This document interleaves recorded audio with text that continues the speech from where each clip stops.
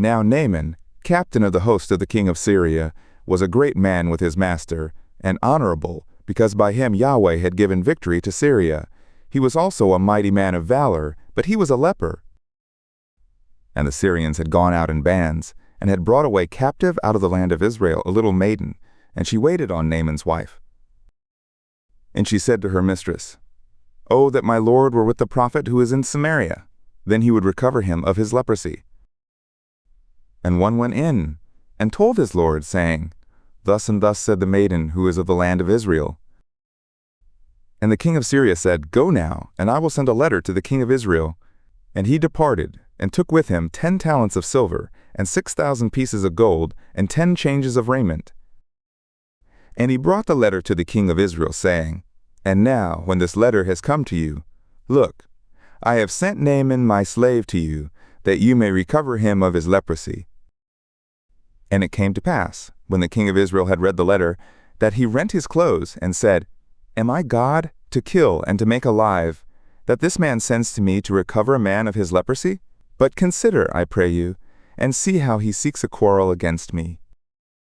And it was so, when Elisha the man of God heard that the king of Israel had rent his clothes, that he sent to the king, saying, "Why have you rent your clothes?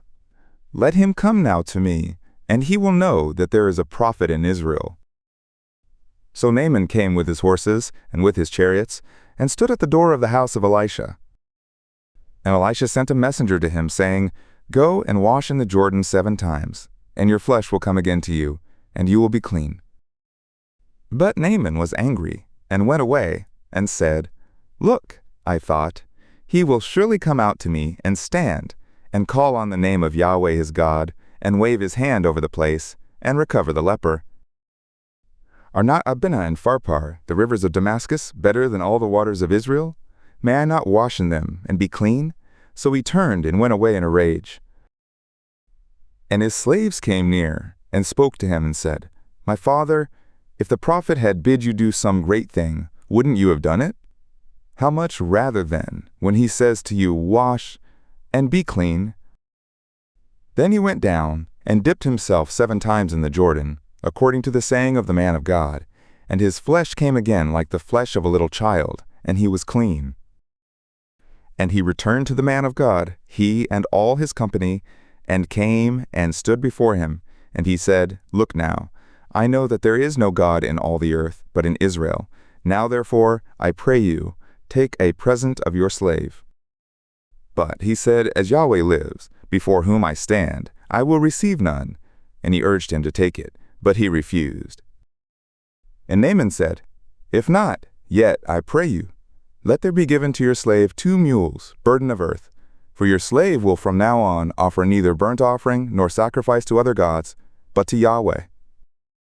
In this thing Yahweh pardon your slave. When my master goes into the house of Rimmon to worship there, and he leans on my hand, and I bow myself in the house of Rimmon, when I bow myself in the house of Rimmon, Yahweh pardon your slave in this thing." And he said to him, "Go in peace." So he departed from him a little way. But Gehazi, the attendant of Elisha the man of God, said, "Look, my master has spared this Naaman the Syrian, in not receiving at his hands that which he brought. As Yahweh lives, I will run after him, and take somewhat of him." So Gehazi followed after Naaman. And when Naaman saw one running after him, he dismounted from the chariot to meet him, and said, "Is all well?" And he said, "All is well. My master has sent me, saying, Look, even now there have come to me from the hill country of Ephraim 2 young men of the sons of the prophets. Give them, I pray you, a talent of silver, and 2 changes of raiment." And Naaman said, "Be pleased to take 2 talents. And he urged him, and bound 2 talents of silver in 2 bags, with 2 changes of raiment, and laid them on 2 of his attendants, and they bore them before him. And when he came to the hill, he took them from their hand, and bestowed them in the house, and he let the men go, and they departed. But he went in, and stood before his master. And Elisha said to him, "Where did you come from, Gehazi?" And he said, "Your slave went nowhere." And he said to him, "Didn't my heart go with you, when the man turned from his chariot to meet you? Is it a time to receive silver, and to receive garments and olive yards and vineyards, and sheep and oxen, and male slaves and female slaves. The leprosy therefore of Naaman will stick to you, and to your seed forever." And he went out from his presence a leper, as white as snow.